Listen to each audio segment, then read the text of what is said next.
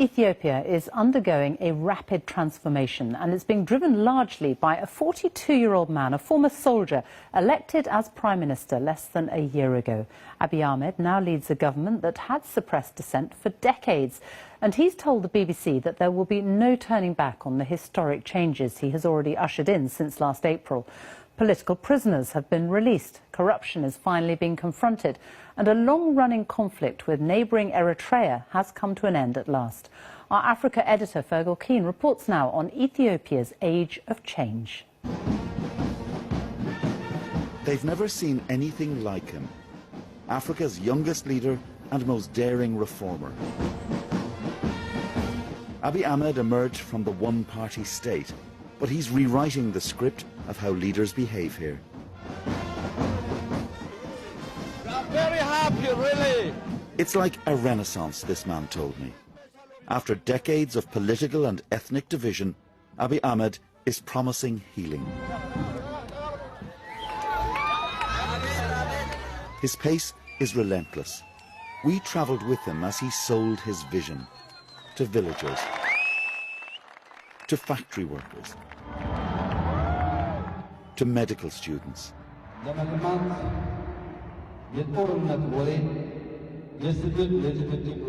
You should be part of the reform, he said. Use your words and knowledge, don't fight. The country he took over 9 months ago had thousands of political prisoners. All are now free. A 20-year conflict with neighbouring Eritrea was ended. The presidency, chief justice and half the cabinet posts are allocated to women. Bertukan Medeksa was a political prisoner and exile. Abiy asked her to come home and run elections.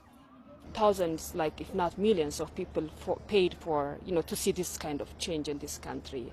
To have a former opposition leader, to a former dissident to lead, an institution with, significant independence of action, it means a lot. But change has opened up challenges. Ethiopia is a complex ethnic mosaic with more than 80 different groups, and clashes between some have led to the displacement of millions.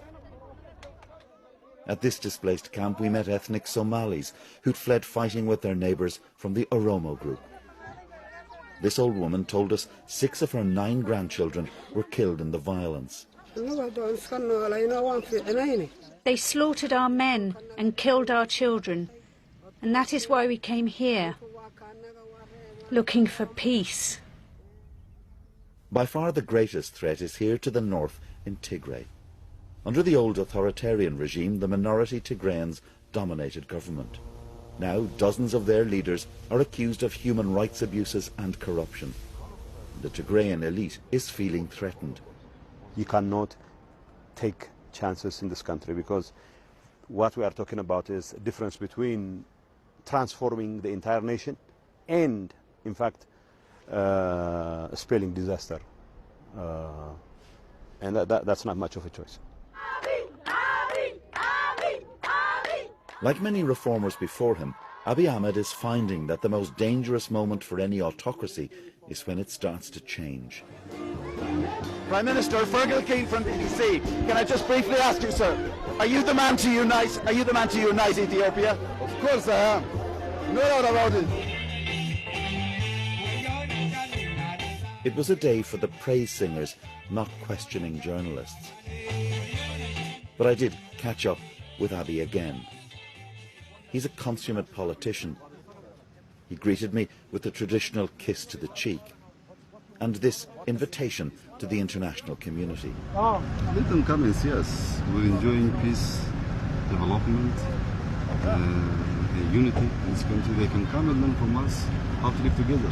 And there will be no turning back on your reforms? You're committed. Thank you very much, sir. Thank you. From helipad to airport, he's a man making up for lost decades. You can see the extraordinary popularity of Prime Minister Abiy, and that's right across ethnic groups. But don't underestimate the challenges that he faces in trying to unite a divided country. Fergal Keane, BBC News, Ethiopia.